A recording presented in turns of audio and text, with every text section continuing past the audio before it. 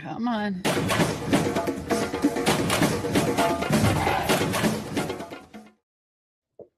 Hey, everybody. Welcome to Spill the Immunity. We're all a little Survivor hungover today from an amazing 3-hour episode. Alex and Brandon are here. Hi, guys. Hey. How are you holding up? Hey, we are great. I haven't showered since yesterday, which that's the power of, having an online platform is you don't have to. And I don't even need to mention it, but I did. Well, it's like you're really on Survivor, right? Because you're not showered and You're right. I'm trying to live out the whole entire Hands of the Fans, so I might not shower all season. And for the whole season, Brandon won't shower. He'll just which be is really in it. I did not take it, in consideration that they're only out there for 26, and I think what this is like a 13-week thing. So bad decisions, are made, and we'll have to live. Commitments were made, so yeah. Right. Well, we talked about haircuts earlier before this, and things happen. Things happen. It's Good 13 weeks. I was gonna say good first. I was saying, oh my God, Survivor Australia, because you got Survivor Australia going on right now, and Survivor 50 going on at the same time, and it's Survivor 50. I mean, this is way better than Australian Survivor. This is really, really good Survivor. Which is we don't say that. We have said this Australian Survivor, U.S. Survivor thing. I'm not 6-7ing right now. Forget that. But there's some days where it's like Aussie was better, or this was better about Aussie, or whatever. And U.S. is. I watched yesterday, and I typically watch these much like you guys do, and kind of dissect pieces of it. I had to watch as if it was a cinematic presentation and just take it all in, the nostalgia of. Starting early, the South Pacific, Ozzy versus Coach, and then there was Q. It was, I had a hard time dissecting it just because I was just basking in what we've been waiting for so long, and they nailed it. Okay, I'm going to throw a wrench in the whole thing. No, what is wrong with you? Listen. I am so Not excited to see them playing, and I love that we get to see a lot of our favorites on the screen again in the game. That, like Jeff had said, they really helped create, obviously Jeff and the producers and everything, they created the show, but it's the players that defined the show, and we have those players, a lot of those players back. However, I don't need to see a gazillion flashbacks. Please, enough. I don't mind little things like, oh, remember when, and we roll the tape from 20 years ago. Cool. But if you're going to do that all season, I'm going to lose my mind. So I will agree with pieces of that. I think for this season, especially, I think the world, other communities did find out that, this show is still going on. There's people lining up in thousands to these lines in different parts of the city. And I see it on CBS and this kind of thing on the news. Wow, this show is still happening. I'm going to go watch. And so I think that it was helpful. Hopefully we're going to go like this. The first premiere is here's a bunch of stuff just to key you in on what's happening. Us right here, us three at least, we don't need to see another episode. We don't need to go back and rewatch anything because it's all up here for us for the most part. So I get that. And I wonder how much of that is going to quickly decrescendo in the next couple of weeks because they need time for Mr. Beast to come on, right? Oh, he's muted again. Oh, Alex, you're muted. We can't hear you all of a sudden. Okay. He's I'll be right back. Okay, cool. I think that they will. I hope that it does become less and less. I hope so. It was a 3-hour episode, so it was very long. There was a lot of time for it. Mhm. However, my eyes want to feast on new things and see them playing now. And a lot happened, and I don't know, if it's, if we're going to, I don't want to be missing the things that I think are more important to show. I know that I watched a lot of stuff. I just watched, I don't know if anybody saw this, but Tuesday or Monday or Tuesday, they did a pop-up kind of, it wasn't I don't know how to explain it. It was for all of the players to come and watch the preview, but it wasn't like a public thing, I don't think. Okay. So they were all, and it was snowing and they were all snowed in. And so they ended up being like all together. Mhm. And so Jeff walked around and went live with his little tiny microphone and he kept holding in his hand everywhere.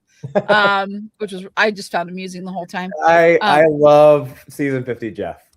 Yeah, he's pretty crazy. But he walked around and he talked to all of the different players, and he did really give them their kudos about, we did build this on, on your backs, the some of these older players.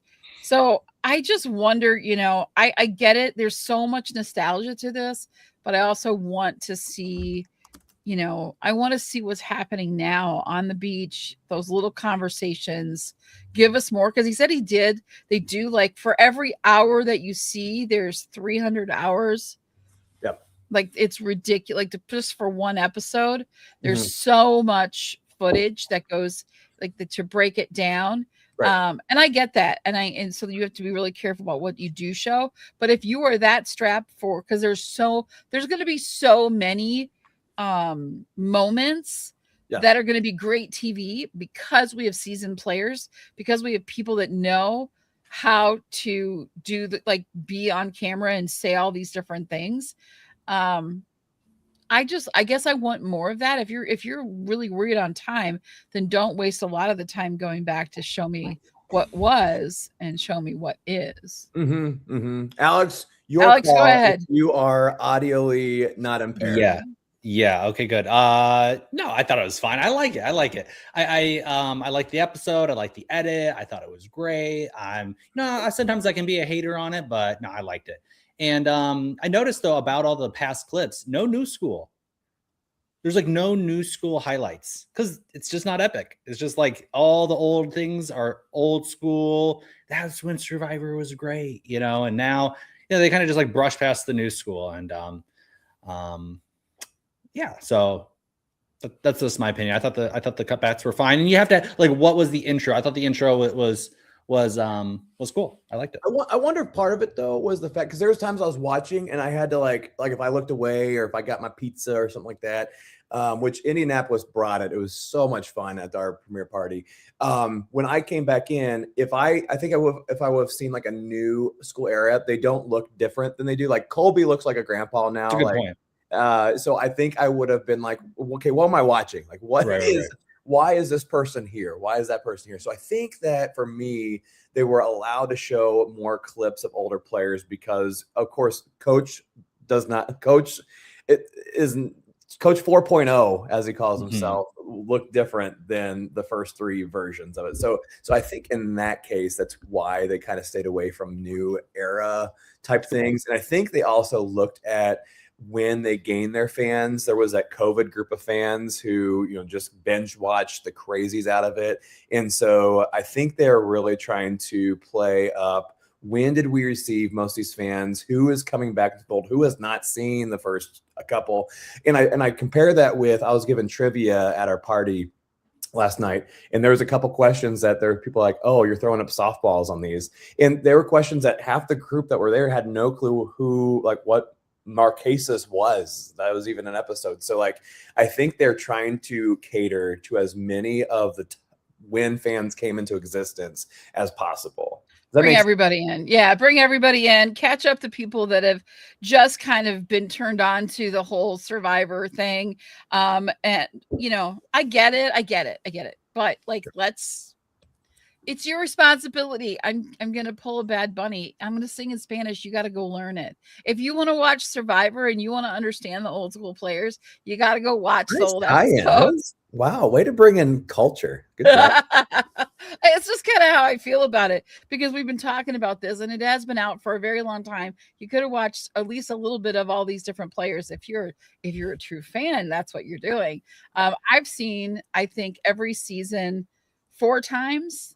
Like the whole way through 4 times. And then I go back and watch specific episodes and do different things with it. So I'm all tied into all the battles and all of the different adversity that's happened previously. Not everybody's like that. And I do want, I want to make sure everybody enjoys the show.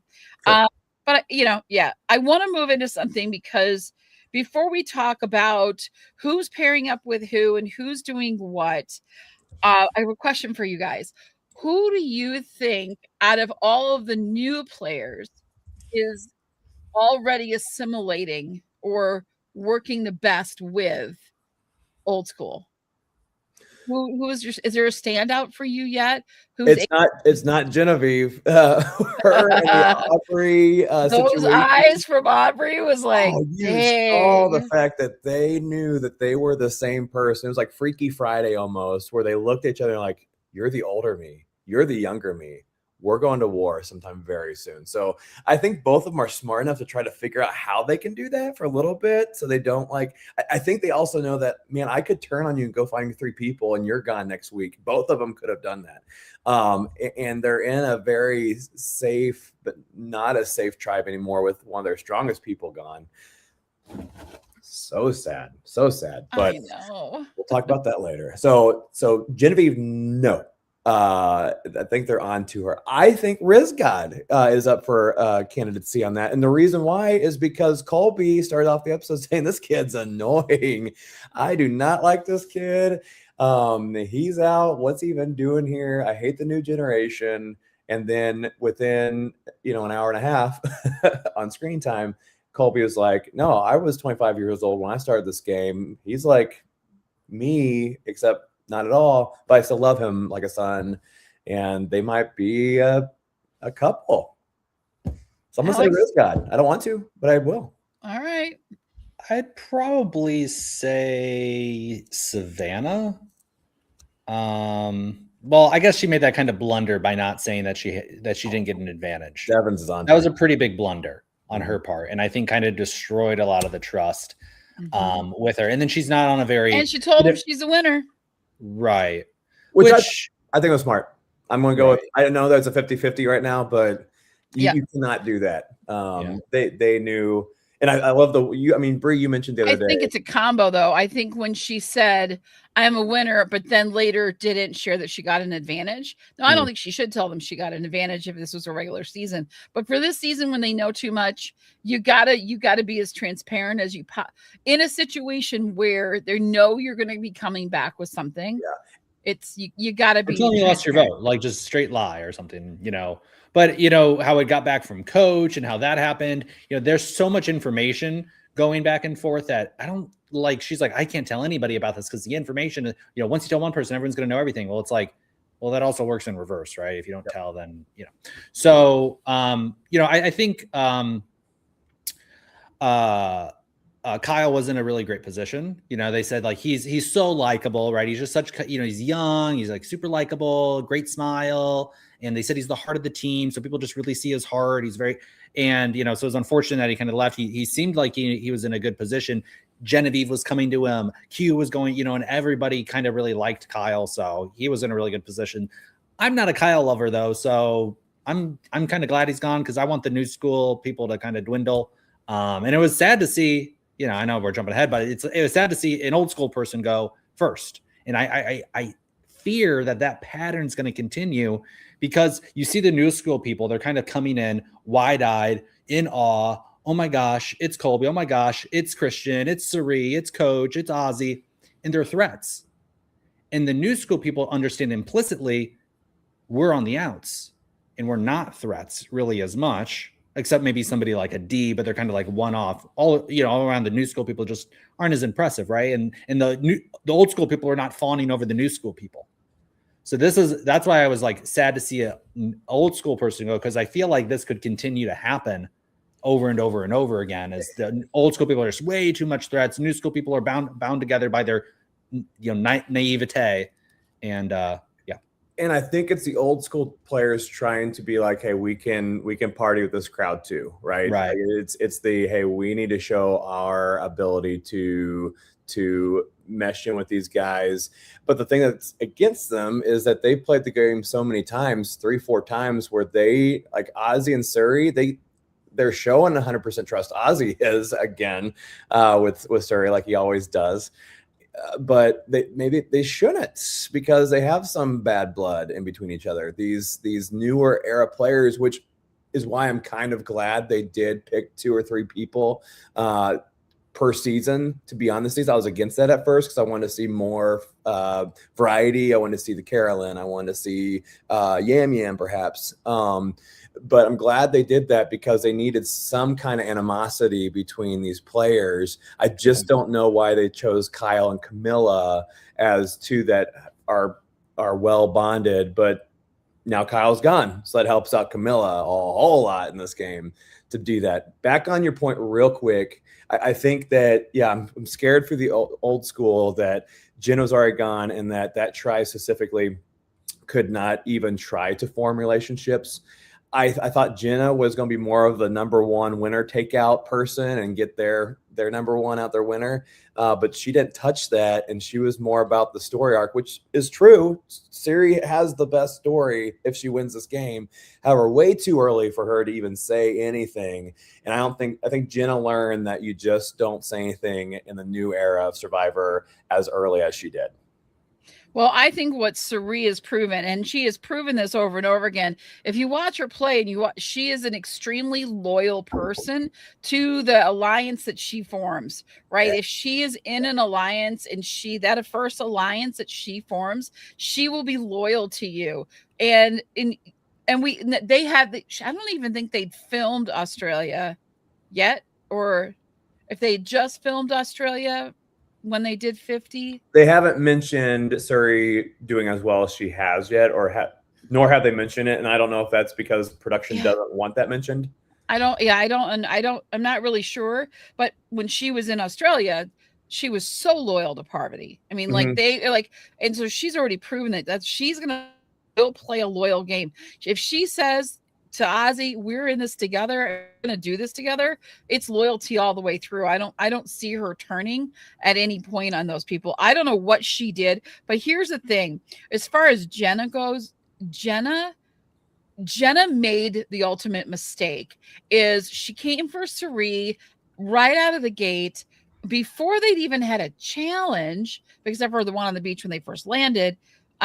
You cannot, of all people, you want someone that you can bond with and carry through and at least understand, and not these newer players. So when you have a Savannah on the beach who's a winner and you don't know her gameplay and so many opportunities, that was, I thought for sure it was going to be Savannah.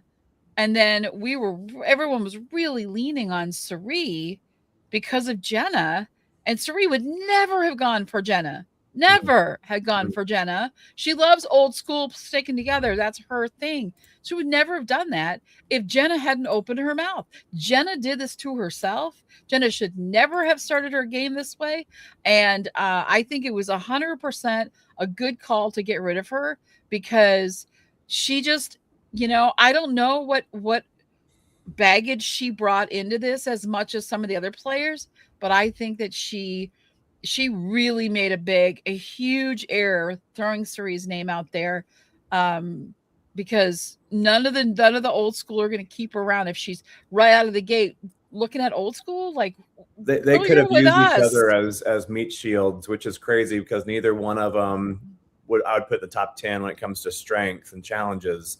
But as far as the social and the story part, like there's this new with the returning season, a story arc that my story is going to be great. Your story is going to be great being the first one. We should hide behind each other and use each other as meat shields on a story platform. We're so used to talk about strength and mentality, but there's a story arc here for both these guys.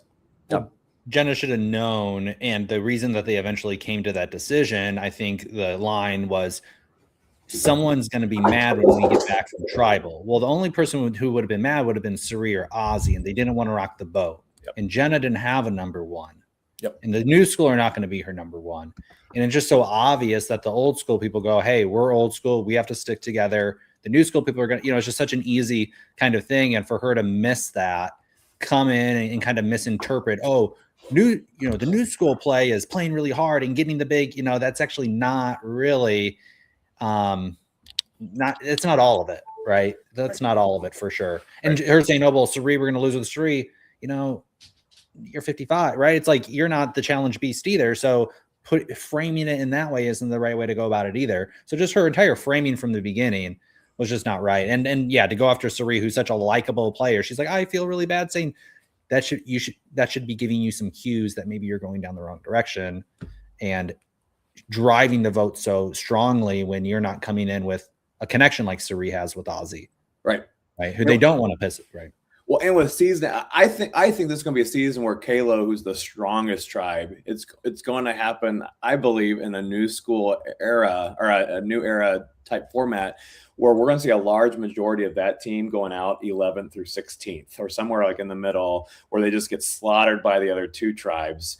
And or at least half the tribe is going to be gone within that time, I think. So losing a challenge this early, it's rarely the weakest player who lost it for you. I never did think, even though Cirie kept trying, that she was that was not going to be the reason she was going to go home. So as soon as Savannah uttered those words that she's in trouble, I knew right there that it was not going to be Cirie. What was the call to put her on that particular task? Insane. Yeah. Like, I don't, Cirie gave it her all, and I don't fault her for that. But she is not the one. I mean, whoever was calling the shots or was putting that stuff together and saying, that was not the thing. Well, literally anybody else. It's a really hard thing to do. It is. And Bree, go ahead. You have to have, I was trying to think and I was going to go back, but it's like, to find, like, you can't just go back and find things, even though we have AI. I probably could have looked it up, but has she done that particular and been successful at it to say, oh, I can do it, I've done it before? Like, that's like what I was trying to think in my brain is, oh, she's done this in chat. I need chat to help me out.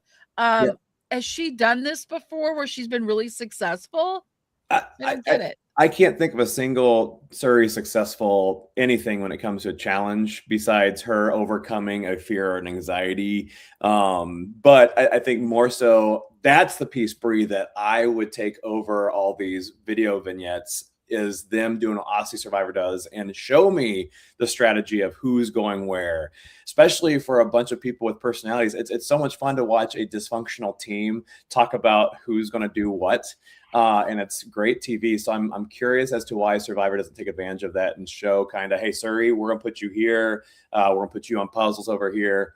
That's the piece I would want. I don't know why they put Cirie. Maybe it was like, oh, if it's just throwing an object to a thing, I guess I'm available for that type. Does that make sense? Yeah, no, it's a really good point. It's like they don't show them choosing the positions, and there's always the person, oh, well, I'm really good at puzzles. No, I'm good at puzzles. And the person who says that they're good fails. And, then there's that history and that, animosity, and they just don't show any of that anymore. It's just get to the challenge. Here's the challenge. Okay. And there's no strategy that goes into it. And I want that strategy. I like that strategy because that strategy was out the window last night. So I think, let's be clear, in my opinion, my personal opinion, y'all don't have to agree with me. I think Cirie was set up to fail in that challenge. Like that wasn't her skill set to be throwing that ball to pull down the thing. Did everybody have to do something? Was that part of the deal? No, because I saw Ozzy do two things. Well, I think, she could have pushed the box or just something else that, like, Christian said, that was the bottleneck of the challenge. Yeah. Because the other ones were just not that difficult. Yeah. Well, the puzzle is always hard. You have to have a puzzle person. Yeah. It wasn't a super complex puzzle, but it wasn't like someone's going to get completely stuck on it. Johanna says, Bree. Cirie's performance was straight up embarrassing. No way around it. I guarantee you the majority of viewers were screaming at their TV saying, who decided she should do this? 100%. And I think Cirie was also feeling she knew she was hard on herself. She knew that she screwed it up. And I don't know why she was put there. She was so distraught by it. I'm like, Cirie, this is your brand. What are you talking about? Why are you so distraught? Like, this is who you are. You are the, that's kind of your shtick, girl. That's okay. But if you're ever on the show, again, this is 0% experience on my part. But I I'm was gonna gonna say, because you have so much experience. I don't want to advise people anyways. I slept at the Red Roof Inn last night. So with the whole experience, she landed it like after the first or second throw, after she'd had time to think, because Kyle broke something again on episode 1, which again, my boy broke the glass in the challenge and now broken tendon. What's up, Kyle? Achilles me, right? Achilles me? Alex would like you if you didn't break anything, not at all. Alex doesn't like you at all. It's so sad. But with that said, I think that, to take the moment to just sit back, you could tell she was in her head. You're in a tight race. I'm not glad that he hurt himself. It's right. It was the right time for the team to call a timeout. Right. Let's just Kyle's say that. injury helped Cirie out a lot. Use a timeout. Thank you. Let's do that. He was looking over at Cirie. She's like, she's going to be voted out. I'm going to break my tendon for Cirie. Exactly. That was a good one. We did, though, we did see, because of the Kyle injury, we did see our first winner go. So, yes. I mean, there's now 2 winners left. I want to finish up because I have an opinion on who I think was, doing the best job. I actually have 2. One of them is really hard for me to even say. But I think Q's doing okay. I think Q. Oh, Q. I actually think he's doing okay. But my winner pick, or my pick for this week, of the one that's fitting in the best, is actually Emily. And the reason I say that is she's so unassuming. She's definitely fangirling, and she's so unassuming, where Riz has this huge personality and he's hard to get along with, and then you start to like him and whatever. And Savannah's opinionated, and all these players like have their kind of like thing. And Emily is kind of coming in and just like, you guys like me? And it's a sweetness to her in this season that I think is going to be very appealing. And I can see that taking her a lot farther than some of these other players. That's my personal opinion. But I do think Q's doing a pretty good job. It appears to me that I'm going to agree. Appears to me that you have the old school players, and then you have seasons like 30 through 40 that I think are really safe because of this new era, old era fight. And we have these people in the middle. I think that always works out for these returning seasons. So the fact that she is new school, but she has a link with a lot of nerds that got picked in that group, right? So we have the Mike White, who's now like buff Mike White. We have Christian, and I'll throw in maybe a Devins. Devins is kind of like this kind of formidable. He can be kind of nerdy and be kind of athletic and be kind of whatever he wants to be, except he fell at one time, which was fun to watch.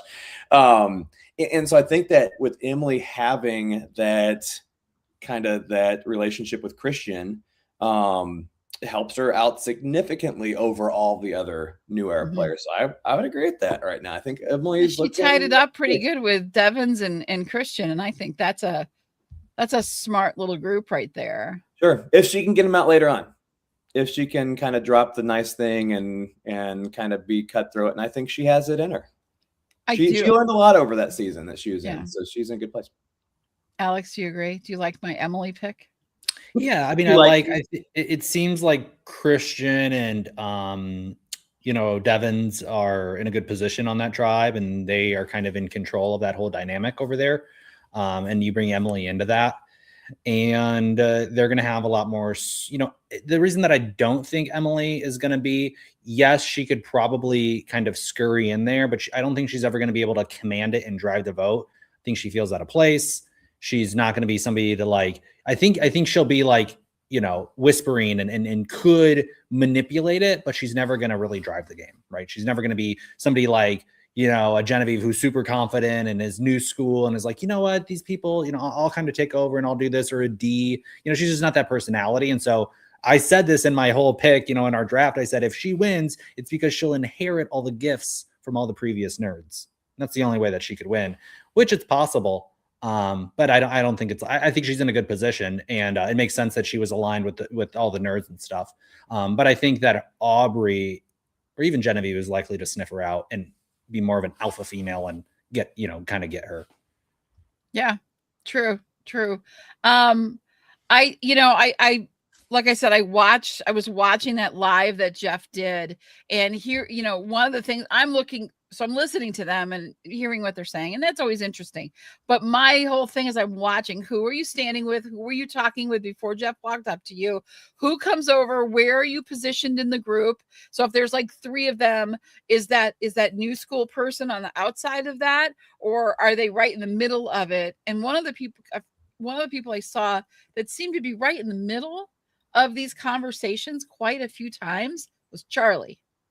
Mm-hmm. So I'm looking at like how I watched the episode, and then also how I see them now, and who's drawn to, like, because they're just at a party drinking wine, having fun. It's going to be the premiere. They're going to see it for the first time. So they're chilling with their buddies, and who's hanging together. And I did see Charlie hanging out with like Ozzy and Cirie, and like, you didn't hear much from Charlie on the episode, though. You didn't really hear much from him. Mm-hmm. But I'm wondering. But I can see that because he's a little bit on the outside. He doesn't really have a strong alliance with really anybody coming into the game. He's going to be kind of like more like a sniper type of thing, right? Where he's really picking his shots. He's picking his thing. He's not going to overcommit at the beginning, and he's going to, I think, be kind of flexible. But he's still really strong. He's good at puzzles. He's smart. He's athletic. So he's well-rounded and can, I think you're right, Brie, float between kind of the two and isn't attached, to somebody's head. Not a duo. I agree. Yeah. And I've just been watching some of Charlie's season, and I still don't know how I feel about him. If I really like the way he plays, I don't know. Isn't he the Swiftie? Yeah, he's the Swiftie. Yeah. He got to actually go to a lot of concerts because to a lot of stuff. Maybe we can hook him up with Travis Kelce's mom, because she's on Traders. I know she's on. That was the worst. Short. I know. I want to talk a little bit about, and it's not just so much with those guys, but when you're trying to make a deal during a challenge, it never goes right. So I want to talk a little bit about Coach and Ozzy on the beach with this whole thing going on of trying to get the key. Oh, I know. He had to do that, but that's whatever. And he wears a toe ring. So, okay. Joanna's like, yes, Charlie's wearing his 40-year-old toe ring. I know. I would not be taking, I don't think I would take Coach's toe ring off his foot and put it on my foot. Gross. That's next evacuation from the game, Charlie. Yeah, well, loses 2 toes. Gangrene. He's out. What's our alliance name?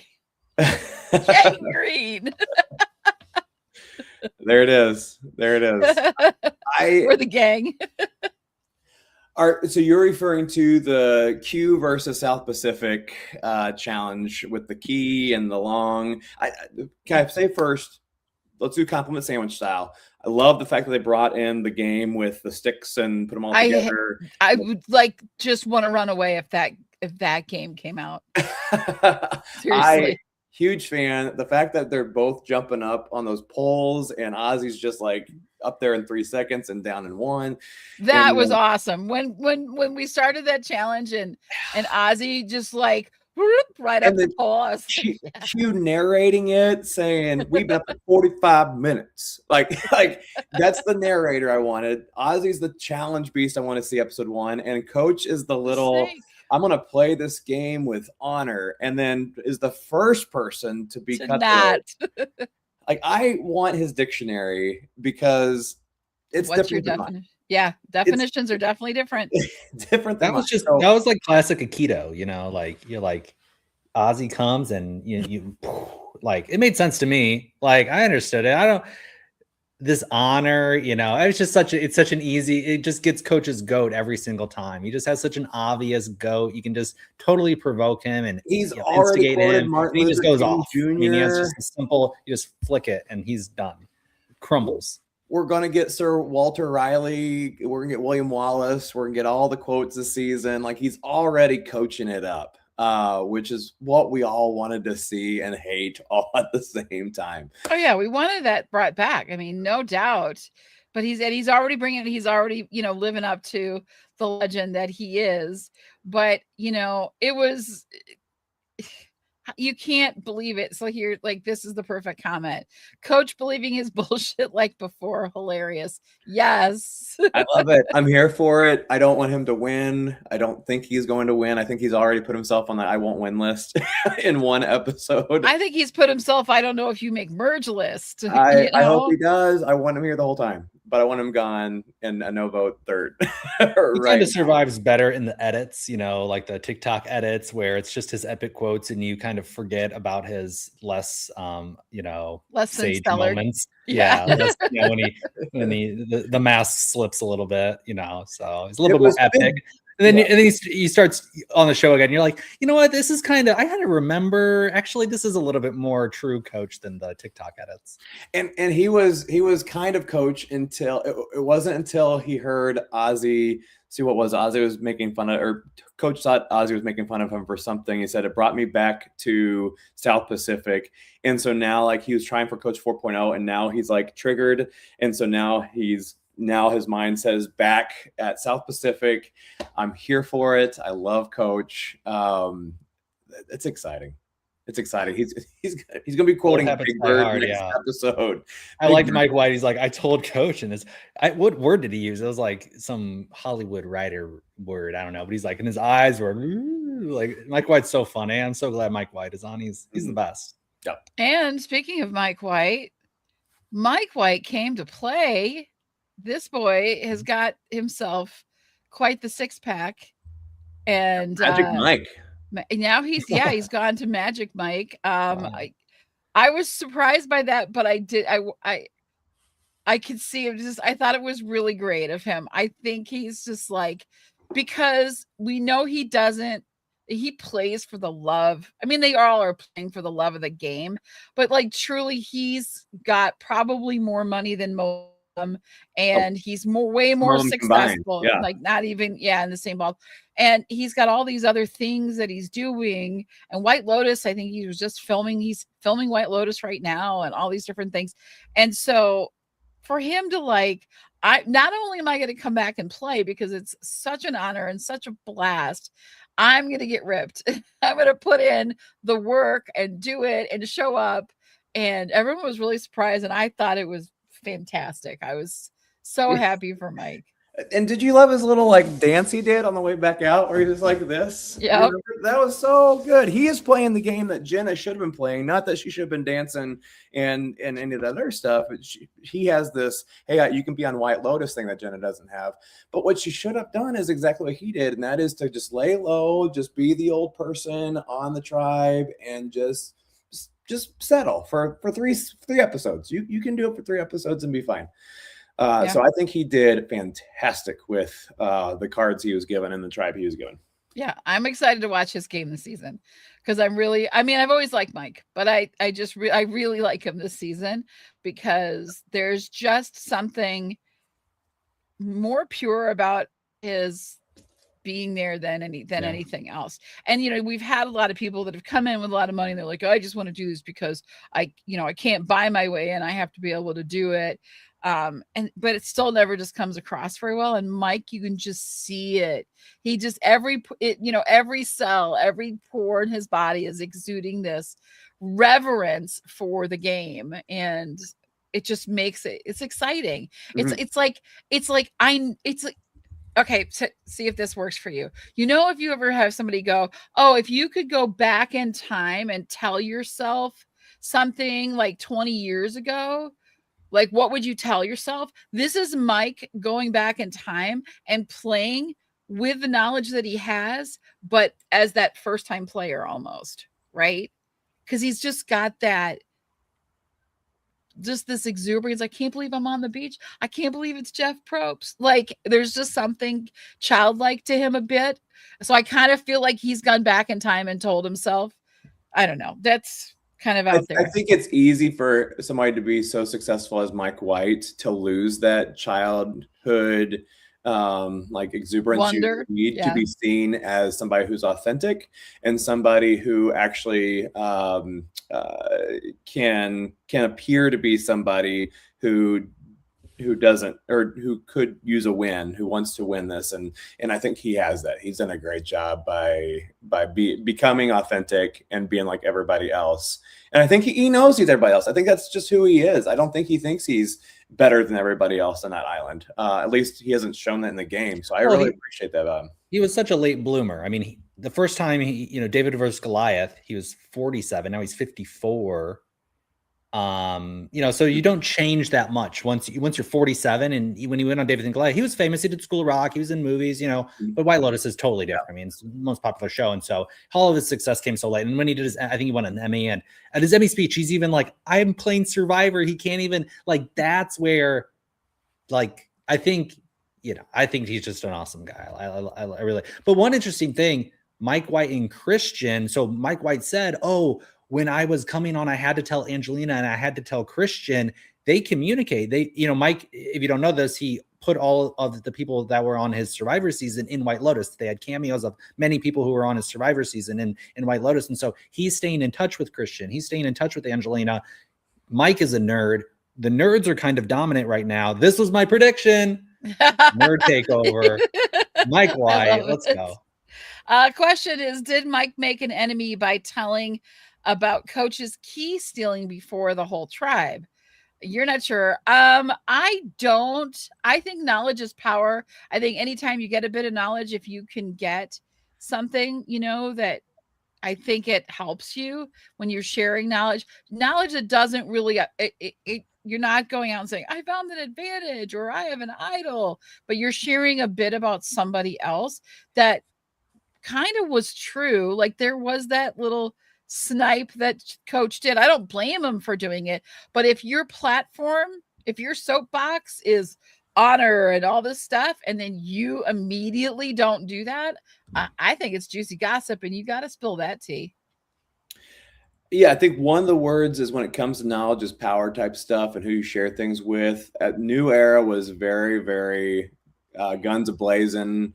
Everybody knew, everybody had an idol at all times and everything like that. So I think the key word there in Garty Y9S's quote, which I hope that's your birth name, was the whole. Like, did he need to tell everybody that, or is that just a piece of information to tell a couple people?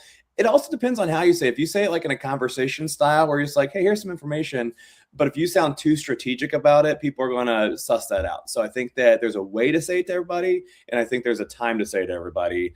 They haven't had to worry about tribal yet, so maybe it is just planting seeds here and there. I'm curious to see if Mike White is going for Coach, or if this is just hey, I don't want to be the first one on my tribe, so I'm just going to pick somebody. I don't think Coach is going to be a strong impact or enemy of Mike White. That's kind of a cool fight, but I don't see it happening. So maybe I think early on it's important to make sure it's just not you. And so if you have to pin something on Coach, go for it. So I don't think it was a bad move. Coach, though, is very revenge oriented. Oh yeah. Comparatively, we saw it in the preview for the next episode. Him and Ozzy are sparring again, and I think that maybe this is the story of redemption, right? Can we change who we are? Yeah. And you look at Mike White, he's the same guy. Mike White went very far. Ozzy and Coach, they always went short. Cirie always gets short. Do winners win? Will we see a winner? Is it going to be the people who've gone far in the game previously go far in the game this time? Right. And that's kind of the, the meta story here is like, will these people redeem themselves? Can they change and can they win? And I think that's maybe the story with the old school people is they can't change. They can't. They are who they are, and it's been 20 years and that's only solidified and only been reaffirmed by people telling them who they are based upon the person that they were on Survivor. Mm. You know what I mean? So will this be an advantage for the new school people because there isn't that affirmation of this is who you are and you fit into this box, and they're playing, the old school Survivor people were characters and they've kind of like lived that character and benefited from that character for the last 20, 30 years. Mm-hmm. Yeah, especially the older you get, the harder it is for you to change who you are. And Coach had more gray hairs than brown hairs on that island. So I think that you can change yourself over time for sure, but to not be able to change one aspect of your life, because he doesn't go around playing Survivor every single year of his life. So he hasn't experienced that mindset again. So I really think that there was a trigger that took place, and he jumped right back into who Coach was seasons ago. And I'm here for it. All right. Well, we got about 13 minutes left. I got 2 questions left that I got to get to today. The first one is, who do we think is going home next week? Because I have a feeling we're probably going to see 2. We have 24 players. We have 12 episodes plus a finale. I think we're probably going to see 2 people go again.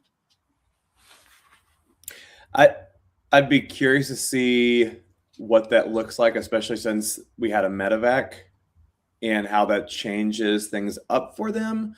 But I could see 2, so I'll select 2. I think Callow is very strong. I don't see them going to tribal council yet. So it would have to be, I think Cirie does work magic. I still think that there's something to that going to the reward ceremony with Oscar and Cirie and Joe. So I think they're quickly going to become, and I think it's going to be the fact that Joe did trust people, and Joe backs out of things. He's like, I don't know, I don't trust this person anymore. He trusts somebody until he doesn't. And I think something's going to happen for him to lose trust with somebody. Therefore, I think it's going to be Savannah still. I think she's still not in a good situation, just because she's a past winner. And then I believe on the other side of things, it could be Genevieve because of her and the Aubrey situation. So I'm going to go with Genevieve and the other person I said. Man. Yeah. Alex? Somebody said Ozzy changed. He didn't take. I actually don't think Ozzy changed. Fair Play said he's always off vibes, and he has this strict, I'm with Cirie, wore it on his sleeve, totally told it. He's like, I'm going to be strategic this time. And then he goes out and he's like, no, Cirie. That's not strategic, dude. Like, it's the same Ozzy.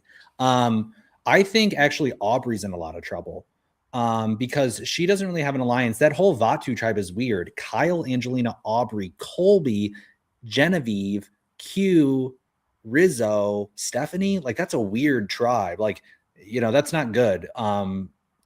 So I think that Aubrey's doesn't have a good alliance there. I think Genevieve is going to be really good at getting in with Q. I think that alliance is much weaker without Kyle. So I think actually Aubrey's in a bad position. And then, probably another Sela, which will hopefully be Savannah. Wishful thinking there, but I'm hoping Savannah because, again, they don't want to piss off Ozzy. It's too big of a move. I think Rick Devens and Christian understand we need to keep old school strong. They're not articulating that, but I think it is something that they realize they need to do. I will fight back on the Ozzy thing, not because he's on my team, I need to, but he's on my team and I need to. He, I think, did change. I think that Gardy does bring up a little bit of him. And I think they made that into a major thing than they needed to. I think Ozzy didn't choose it because he changed. I think he kind of read the room a little bit better, that it's not as worth as a extra vote for him. I think he changed in the way that first his back is not as good. I loved him saying, "Oh, my back." So that was funny. But I do think that he is, I think, trusting Cirie differently. I know that he trusted her a lot and kind of lost his game because he put too much trust in people. But I really do think that he is trusting Cirie for more, hey, help me out, instead of, hey, I need you to go further. I really think that he's, well, I mean, his vehement do not vote Cirie out did end up saving her because they did not want to upset Ozzy. So, I mean, I understand that, but I just don't see, he even says, like, I need Cirie because she'll be the brains. But what was up with Cirie? Like, did she end up saving herself? It seemed like she was completely on the outside of that entire conversation from the edit. I know she wasn't, but, it's like, just seemed like she had no influence. See much of it. Right. So what do you think, Bree? Well, my thoughts on this whole thing. First of all, a couple things happened in last night's episode. First, Jenna was voted out. Kyle left by injury. So in my brain, if I'm old school and I'm playing this I'm seeing the first out is old school. Mhm. And that's, if I'm old school player, that's got to pretty much shake me to my core and be Yep. like, what the, like, why would you not stick together? So I think we're going to see really that's, I think that's going to affect everyone old school. They're going to Mhm. really want to stick together. And Mhm. they're like, we can battle these things Mhm. out Mhm. down the road. I want to get, I think the focus will go to Savannah. I think Kyle would have been a target had he stayed in. Um, I'm not sure about Dee and where she's sitting with things, but I think if they're smart, they get rid of all these winners. Because I mean, Dee is pretty formidable. I think Savannah's already made so many mistakes in this game that she should be the easiest vote at this point. So I think Savannah will hopefully be gone. But I really worry because I think that seeing Jenna go first, because there is that thing about who went home first, right? Yeah. And for it to be Jenna, it's going to rattle their boots a bit. So Yeah. I think that's going to come into play. I think they're going to really stand strong together and go, okay, we got to get rid of a few of them before we come for us, right? Right. So we got to do that. So I think we'll see that. So I think it's going to be Savannah. I'm not sure about Genevieve. I don't know that she's going to be a problem, but I do see that, like, I'm looking at them right now going, okay, let me see. I think it's probably going to be D, maybe a little bit if if they lose. Mhm.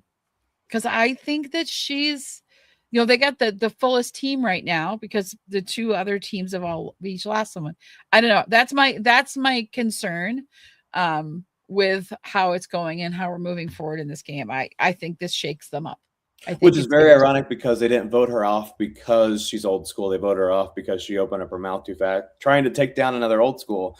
And I agree with you. If you are old school, you need to be thinking, especially Colby, who's season 2, being like, hey, season 1 just got voted off. That's right. Anything you can do to bring a group of people together, he needs to be like, hey, like, we need to watch out because this could be the order. Did you watch Winners at War? That happened. So I agree. I They need think to watch. that it could spook the old school players too, because the old school players are perceived as more of threats. So then the old school players perceive the other old school players as the threatening part to them. So they need to get them out before they get them. But then it just cascades and they all. And the And then all of question, a sudden it's new school. yeah, and the question becomes, can old school play with new era and take out that middle group? I think that could be a thing in the future. So that's why I'm kind of excited about the Colby Riz God thing. Not because I'm a fan of necessarily a Riz God yet. Maybe I became a fan last time and I started low. Who knows what's going to happen with Riz God? You're Colby. You're I love Colby. Yeah. He looks good, man. Dang, this guy. Those are goals. Colby, yeah, he's doing good. Wow. Yeah. He's attracting a whole new audience this time. But he was I guess doing the trombone. I like it though. He's like, you can't talk to me in this ear. My eyes are bad. He's like, he's just such a cowboy. This guy's awesome. He is a cowboy. Yeah, but the light blue Kalo tribe? They're so stacked. They got Jonathan, who's 3 tribe members. They're in fine one, for right? a while. And then they got Camilla, who I think she's like so good at puzzles. Like, is she the best puzzler on? We'll see. Maybe one of the brainiacs will beat her, but like that tribe, I just don't see them losing anytime soon. Yeah. Okay, so then here's my other question of the day. We've talked about this over the last couple of years, and it's one of the reasons that I adore Sandra so much. When she came back as a winner and won, I mean, we knew a winner was going to win in season 40 because they were all winners. So somebody, that I don't think is a Tony, I think you're great and I'd love to have you on the show, but Sandra's win to me is bigger than your win because she was the only returning winner and she made it through and won again. So now that we've had those seasons happen and we have 2 winners left, if one of the 2 winners, if Savannah or Dee win this season, does that make one of them queen? Because we've seen how Sandra did it, and we've seen and Tony's win. Now you have all of the information. Are you going to let a winner win twice? I'm going to say it's undetermined at this time, because if I were to go back and be like heroes versus villains at the end of episode 1 of that, man, if Sandra wins this game, is she going to be the best player ever, the queen of Survivor? She had one thing going for her, that she just got done playing. Well, no, I guess not just got done playing. There's Pearl Islands. So I guess it was a while before she was back, right? Because Rupert came back for that. Never mind. I'm going to recant that statement. I'm going to say that, again, back to episode 1, Sandra, if she wins this, she had to do a lot for Heroes versus Villains to win that. And keep in mind also, many of us still think that Parvati was actually the one who should have won that season. I'm not a believer. I think if you win the Game of Survivor, you deserve to win the Game of Survivor, because that's how you won the Game of Survivor. But I don't think her second win was as clear cut. Pearl Island, she took on Lil at the end. So let's not forget that either. I think if you look at Savannah and what she had to do, she was at the end with, wasn't it close with her and who was with Riz? I mean, who was in the top 3? It was Riz went home 4th. Who was that? Or Riz went home as 4th place. Who would she go up against? Help me out, Chad. I don't even know. I don't even know. It was Sophie and Sage. Okay. And so it was a close one from what I remember. And then if you look at D, I think so. D played such a kick-ass game. I would say D could have an argument because she's coming in as a big threat to this game. She was seen as super dominant. I think the asterisk on her is she used a relationship, which is not off the table. I mean, that's very cutthroat, like she's willing to do. So does that actually get her bonus points? So yeah, I think if D wins, I'm just not a Savannah lover. I just don't think Savannah's season was strong. I don't think that the competition was good. They came up from the bottom, and now they said that a million times. But Savannah, I mean, they're kind of, it's first episode, but they're, she has an advantage. They're kind of painting this kind of comeback, she's not threatening. They know she won, but they don't know all the details of why she won. So that's kind of, even though she's a winner, they don't really have insight into it. So that could actually make her kind of hard to read in some ways, because they're like, why did she win? Right? Was it because she was loyal? Was it because she was tricky? They don't know her game, which is a really difficult thing. Everyone else's game is known. Yeah. Right. And that's why I think D also has that leverage of becoming the queen or right by Sandra. Plus, D has more of a versatile, variety impacted game. She participates in challenges and wins them. She's social. She's cutthroat. She got a guy to think that, hey, we're going to be in love forever. And right. D is so much more charming, which I think that's what makes her more of a threat. Is Savannah, she's nice, but she just doesn't charm me. Like, she's got really good, she's like the reporter, right? She looks at you, she's like very attentive. She's got a nice smile. She's got a great smile, super charismatic, like she's looked at as a threat in the new school, which is a hard thing to do. Yeah. So for that reason, if she wins this, I'm going to be really surprised, because she's not on my list of coming close to this. So if she wins, man, to be like, hey, I won. That's what I'm saying. Would that then make them the right? Yeah. Because we talked a little bit about, the queen and all this. Here's the thing I want to reply to this, because I know we have to wrap things up. Gardy's saying never another 2-time winner, I believe. They all said so much in the preseason interviews. Yes. But Jenna was like, I'm getting rid of the winners first. And then she went for Cirie. So yeah, I'm not buying that. Yeah. And do you take somebody to the end? Like, I don't think Sandra was taken to the end. She did a lot of things during her game socially, but do you ride that and be like, hey, she's not going to win anyway, so we're going to take her longer and longer into the game because they're not going to give her the $1 million at the end? Don't do that. Don't do that. We know it can happen. I mean, not D. I mean, but there's maybe a likelihood of Savannah, because she doesn't have the narrative going in. So she comes actually in with a disadvantage. If you take what Christian said, this is about stories and stories within stories. Savannah doesn't have a story. Rizzo doesn't have a story, and that could actually play a lot against them at a final tribal situation. Right. Which is why it's not already in people's minds. Which is why I think Colby's going to send Savannah home or not Savannah, they're not in the same tribe, but I think that's why they should sit in Savannah home, because work with the devil you do know than the devil you don't know. Exactly. They just have that against them. 49 has a lot against them still. Yeah. All right, we're going to cut it there. We'll see you guys next week. We're so excited. We'll have some guests coming in. We got more players hanging out with us next week or the weeks coming up. I can't wait. Thanks for joining us. Thanks, guys. We'll see you guys next time. One more thing. Yeah. Vanua is a new Facebook group that we are now. Oh, yes. Their podcast, which is, I hope so. We're going to be featured a lot on there. So join the group. VANUA is Fijian for Community. It's a Facebook group, and there's 22,000 people that were put on that group. And the only reason this group was started was because some guy named Bobby Burney, great guy, basically sent a message to like 20 survivor friends he knew. Hey, let's help each other out with this clues challenge. Let's give each other help.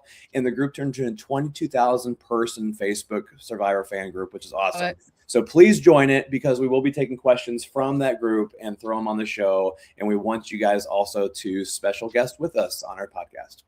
We'll see you guys next time. Thanks, everybody. Bye.